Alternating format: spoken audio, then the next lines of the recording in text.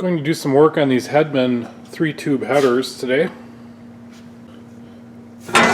Check out that situation there. Nice little kink in that final turn. Hedman headers, made in the USA.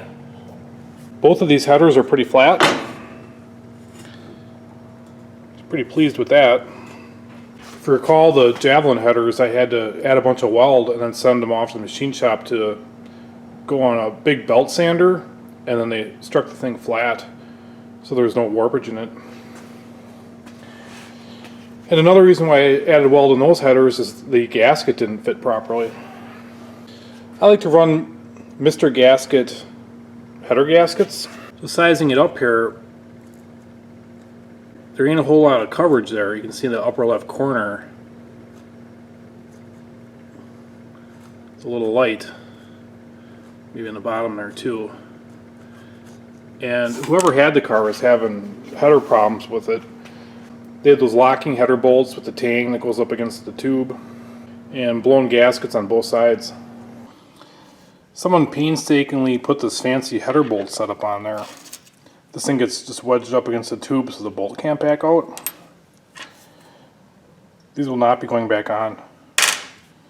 They had one of these metal jobs on here. It looks like this would probably fit pretty good. Not a fan of these metal gaskets, so I'll probably just chuck those out. So I was thinking to myself, am I going to have to add weld around the perimeter here and have this put in the belt sander as well? But then I realized Hedman sells a gasket. When you put it up on there, it covers it pretty darn good.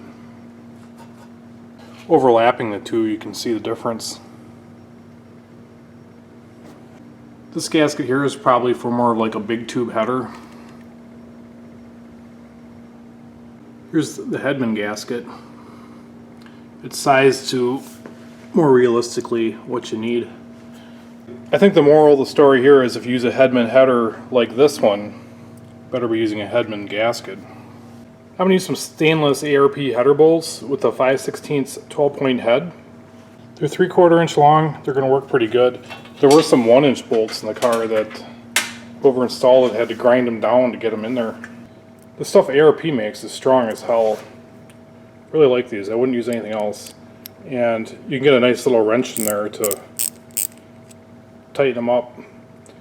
Even when you go to a 3/8 inch head, the wrench starts getting too big. So I'm going to wire wheel these down and then paint them up with some VHT flame-proof paint. For some reason, someone cut the end of the collector off and I re-welded it on. I got gobs of weld over there and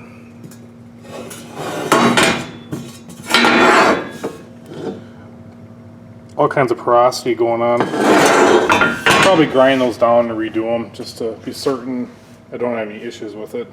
There's weld BBs in here from the factory. I'll probably take the die grinder dust and blend this all a little bit too. Not like it's really going to matter because we know how crappy the rest of the exhaust is. And when I replace the exhaust, I will most likely replace these headers.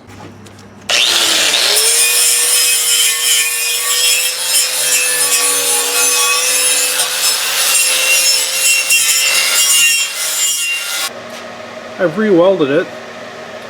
I may have to do a couple spots because I ground it and some of the porosity still came back up through. But I think I'm going to finish welding off this flange too. I don't know what the deal is. They had welded it but didn't weld it all the way around. I was able to get it to lay in pretty sweet compared to what they had going on here. They welded some of the inside of this lip. Not sure what was going on with this deal. But it's fully welded now. You can see get really good penetration on that seam back there. And I'm going to bust out the grinder and grind all it out and blend it with a sandpaper roll.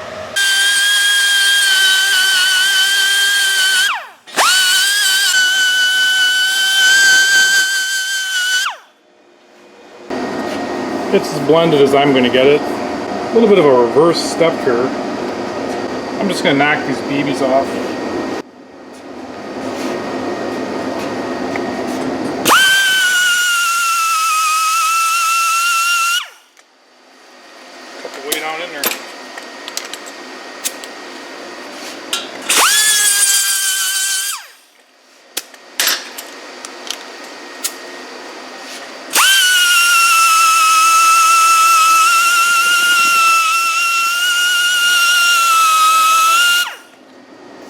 Pretty tough to work on this with the camera in the way, but I'm going to keep working around all the entrances to this header.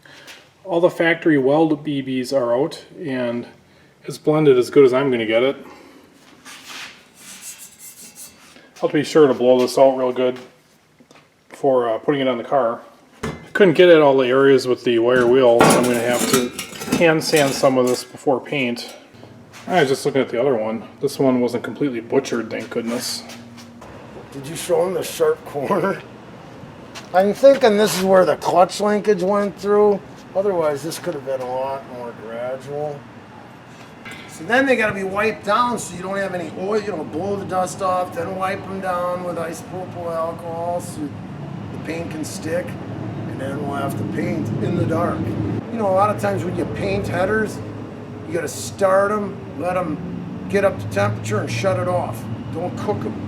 If you cook it too fast, and it just burns the paint off, and paint doesn't really hold up. Maybe later we can wrap them up with something that looks cool on the front parts. And another thing is, if it's not ceramic coated on the inside and the outside, a lot of guys just start their cars up and then get them out and then shut them off, and there's condensation or rust them out From the inside. from the inside. Yeah. When we're done painting, we're going to sand off this gasket sealing surface. In the olden days, they always told us we didn't even need primer when we painted our headers. The stuff burned off anyway.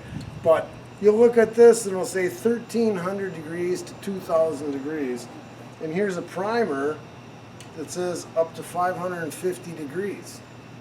So if your primer is underneath and that starts burning away, what good is the stuff that can take 1300 over the top of it? I'm thinking, forget the primer, we're just going to go with the paint.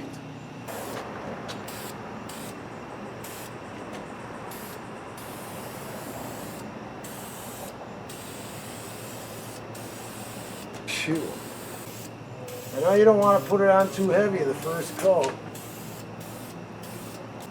You can see as it dries, it's a real flat, chalky black. It's not the most eye appealing, but it's going to be better than rust.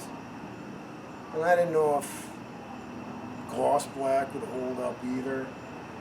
Anything's better than rust. It's going to be clean.